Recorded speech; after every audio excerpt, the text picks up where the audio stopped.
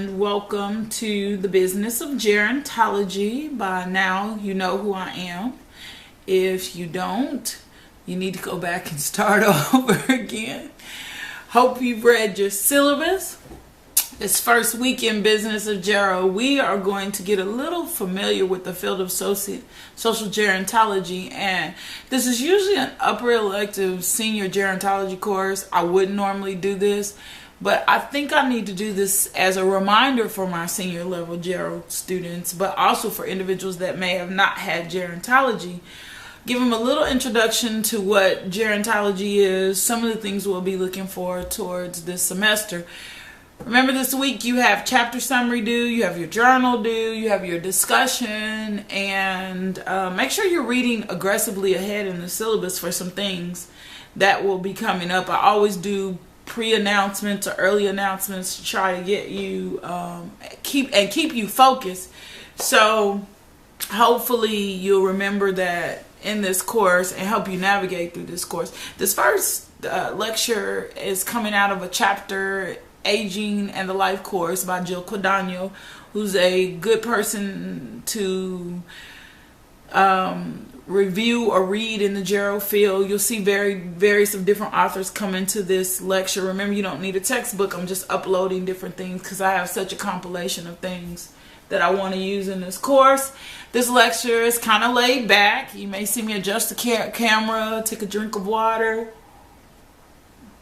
remind myself that I'm not talking to you in your face. I've been in the classroom for the last 8 years, and this is my first time doing video lectures. So I may ask you a question that you can't answer. I just want you to think on it. Let's get started talking about what gerontology is. Because my master's is in gerontology and finishing this PhD up in gerontology, when I say gerontology, people are like, what? What are you talking about? Gerontology is the scientific study biologically, physiologically, psychologically, and sociologically of aging. We are interested in what's going on with older people, psychosocial, and from this physiological point of view, wanting to know how they're coping in society, how they're living, how long are they living? Are they living with the presence of disease? Are they adapting? Do they have correct social structures? All of these things we're concerned with in Gero and much, much more. So this field that I focus more on, or we're talking about more of, is social gerontology, which is a subfield of gerontology. And we're looking at the social aspects. Now, my bio and psych classes, we talk more about the bio and psych. This business of gerontology course, we're going to talk about the business of gerontology. This chapter just kind of lets you know what kind of population we're looking for, what kind of population we're working towards. And when we're looking at social gerontology, we've got to look at this social component to determine how do we best service the gerontology population, or this older population. This research for social gerontologists comes across social work, public administration, urban and regional planning, and all kinds of other fields. One of the things that you'll hear us talk about during the semester, and me mention over and over again, is successful aging. We are very interested in older adults successfully aging within this society. We don't want them dependent upon just one thing. And there are several factors that we associate with successful aging: setting goals, achieving those goals, and maintaining meaningful activities. If that's for a person to sustain and be in their own home, which is always my standard, if we can keep them community-based, it's better than putting them in an institution. But if they're in an institution, then what are the goals we set for the institution? Successful aging involves both the individual and society. You can't have one without the other. So let's define old age. What would you consider to be old is what I always ask people. I'm in my 40s. My sons probably think I'm old. I remember having a conversation with my oldest son about dating, and he told me I was antiquated. And I wanted to punch him, but I didn't. I just said, boy, this is wisdom, not antique. I'm not antique.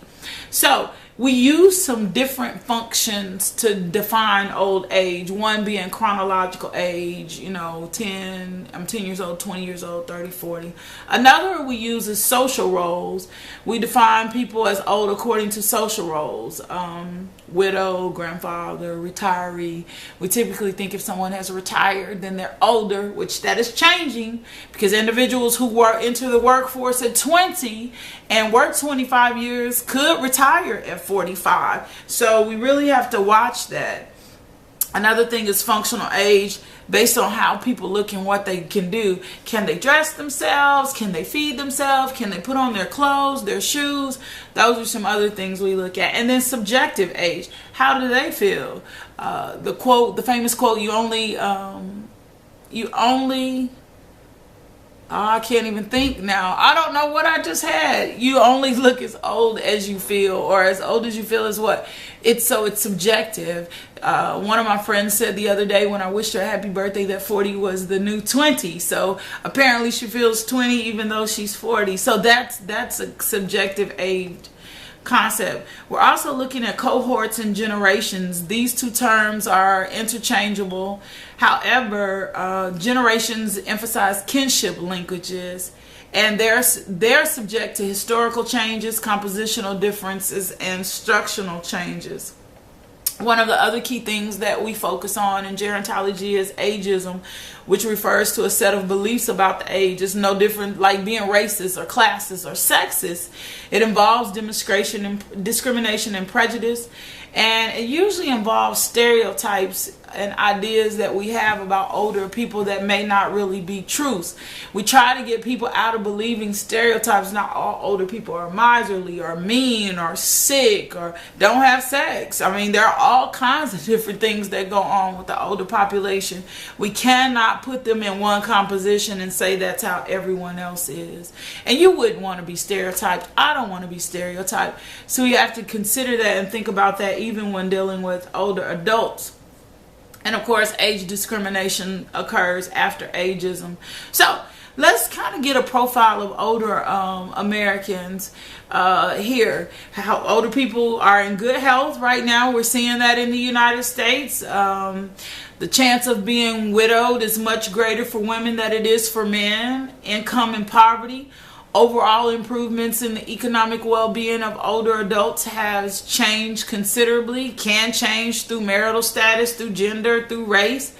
Each new generation of older people are becoming much more educated. Even though education is still stratified by race, meaning what race you are has a factor to do with your education levels. And education benefits across the life course of the lifespan. So we're seeing higher or more education in gerontology or in the older population than we have before. So when we're looking at this, we need to remember during this chapter or during this situation or involved in what we're looking at in chapter 1 and in this first week is where we are with this older population. What is the composition of this older population? And even in program planning in the business of gerontology, are we servicing more women? Are we servicing more men? And how do we best service them? What type of programs do we design for them? If we're going to focus on community-based program, are these life events that we surround these community-based programs, or do we already have these community-based programs just in place to deal with all generations, all cohorts? The baby boomers, or what we see in place now, are probably going to be more technologically advanced. So if I was creating a community or designing a program for someone that was a baby boomer, I would make sure technology was probably at the forefront of what they're doing. But they also still like companionship, relationships, and so those are some of the other things that we have to keep as factors in dealing with this older population. This course, at the end of this course, you will have designed a comprehensive overall program for someone in the aging population. I hope that this program can transcend across other populations if you saw it fit just the basic or the skeleton components, because we'll learn some budgeting, we'll learn some program evaluation and some other things during this course. One other thing I want to remind you of when dealing with this, knowing our population is going to be very important. Population will have a lot to do with geographical location.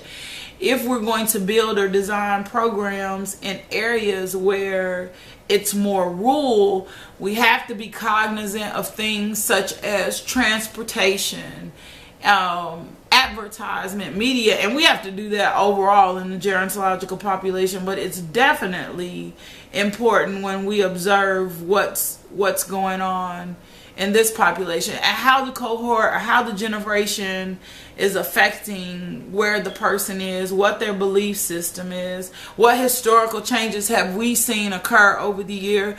The baby boomers happened after World War II. They're just retiring.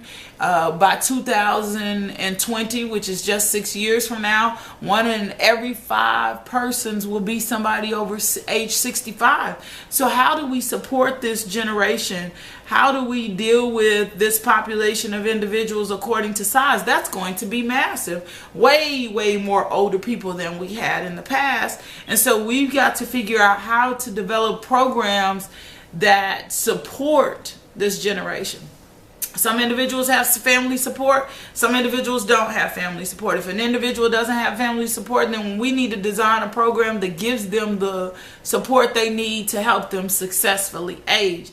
So remember that as we're going through this first couple of weeks, get familiar with just the new concept of what gerontology is. Get familiar with media influences on what we believe about gerontology. How influential is print media? Like our first stereotypes from gerontology really come from children's books. The miserly old man, retired, poor, mean. We believed a lot of that. And so we got to make sure when we're working through what we're designing this semester and what we're doing, that we don't abandon, that we abandon those preconceptions or those stereotypes that we have.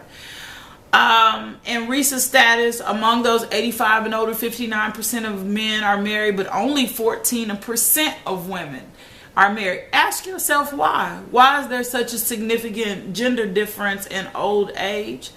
Why is there such a significant difference in poverty amongst older adults? 10.4% in 2004 of the older population were in poverty. So we got to think about that too when we're designing programs and looking at things. That's going to be the factor, the cost of the program. How much will they have to cost share? How will we financially sustain what we need to sustain in dealing with this older population? What about translation, English translations? We've got a higher increase of a Hispanic population. How will we deal with that? How will we deal with a much more educated population that may or may not need our resources as much as we think that they need our resources? Those are the things that we need to remember. We're hoping if people are more educated, then they're more smarter, they more plan for your future. It doesn't necessarily mean that, but we definitely hope that. That's about it for this week. This week was a short lecture on just kind of giving you an overview of where we are, remembering some of the key programs that are factors, of course, Social Security, and of course, Medicare. Social Security is the social insurance program we fund through payroll taxes. Medicare is the health insurance program for people age 65 and older. Medicaid, you'll see some information in about Medicaid because we got to know how we're going to fund these programs, and you got to learn who funds what program, who does what, who will fund, who will give you funding for what. How will these individuals afford to pay for things if their income is limited to $800 a month or $1,000 a month? Can they really actually afford to stay in their home, or can we create mechanisms and things in place? Learning about congregate meal programs and how they affect adult daycares. Those will be some of just the general synopsis of things we'll cover and talk about. Get in and read chapter 1. Do your chapter summary this week. Look at your discussion for this week. And let's get started. I'm excited about this course. It's one of my favorite courses. I love teaching all my courses, but it's one of my favorite courses to teach, because I get to see you guys be innovative. I get to give you some key skills that I know transcends beyond just gerontology, and you can take it with you into other fields. Hope that you have an awesome first week. If you have any questions, you can email me, johnsonlm@uapb.edu, or you can call me, and I'm giving you my cell phone, 501-590-205. Have an awesome, amazing, and blessed week, and I'll talk to you next week. Thanks.